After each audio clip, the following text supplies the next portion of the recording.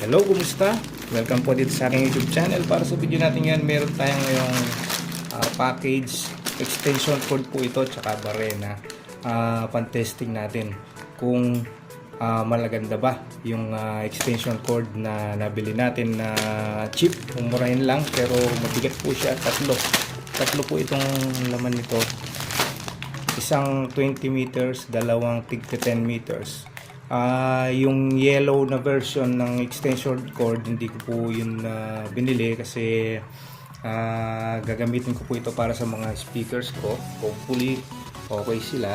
Yan po yung mga speakers na gagamitin natin para dito sa mga extension cord na ito. Kasi nakita ko yung kaibigan ko ginagamit lang nila na extension cord yung kulay dilaw na ganito rin. So ito black version. At para matesting natin yung mga extension cord kung effective ba o hindi sila umiinit, ay tetestingin natin sila gamit po itong barena para mabigla natin yung extension. Tatlo yung laman nito.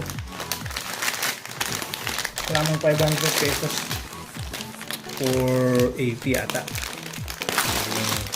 480 yung tatlo at mabigat po sila. Ito 10 meters 20 meters yan. Tig-10 yung dalawa. So gagamitin natin, testingin natin po yung extension cord gamit po itong barena. Tingnan muna natin yung quality nya. Medyo nasa soft side po yung extension, yung wire nya malambot. Ito parang rubber na plastic. Ayan, plastic siya. Ayan po yung mga iba't ibang ulo nya. So pwede po siya sa iba't ibang mga klase ng plug. At ito po yung kabila niyan dito. Malambot ano po siya, parang medyo malambot po yung wire. Yan, hindi natin alam kung gaano kakapal yung wire niya sa loob, yung kanyang tanso. Sabi dun sa pinagbilan ko 10 amperes daw yung capacity niya. So ito, yan yung capacity ng wire. Max 10 to 16 amperes, 250 volts. Yan. So yan, di ko na maintindihan kung ano yan. Baka kung kailan hindi, 215. Yan. So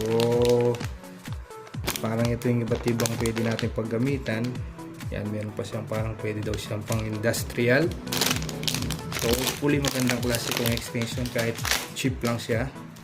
Testingin natin sa barena. Pag guminit, ibig sabihin mo good. So ito yung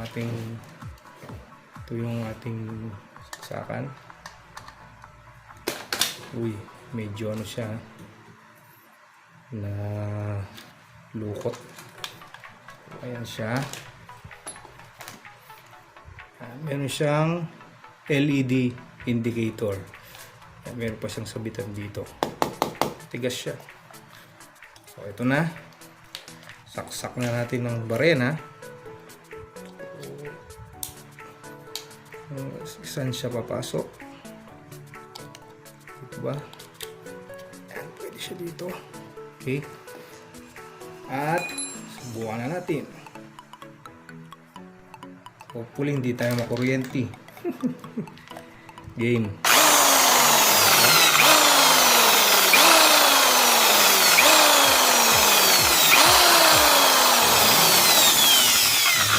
Dito para mabunot ko kung sakaling may problema.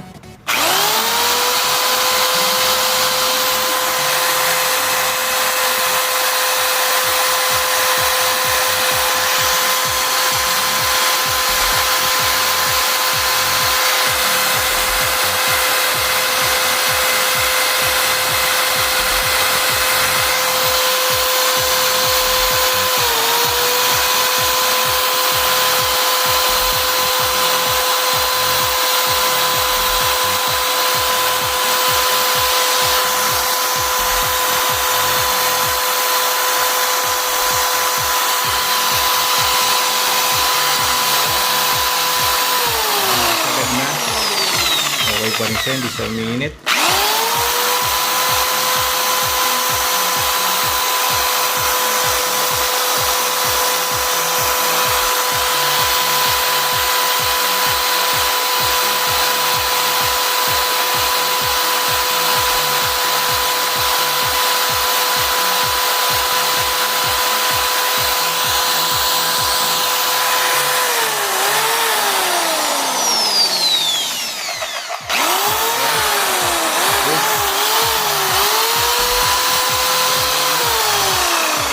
Hindi siya umiinit.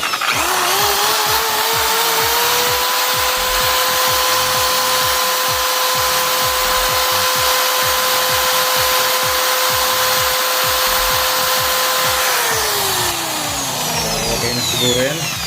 Bali yung watts ng barena na ginamit natin is 550 watts. At saka tignan pala natin. Ito po pala yung nakasulat sa likod ng ating extension cord, yung pinaka saksakan niya. Yan, Chinese characters. Ang naiintindihan lang natin dito yung 10 amperes 250 volts. Tapos dito sa wire may nakalagay, saan ba yan? May nakasulat pa dito sa wire na hanggang 500 volts, 300 to 500 volts daw. So yan, 300 to 500 volts daw yung kaya ng wire na ito.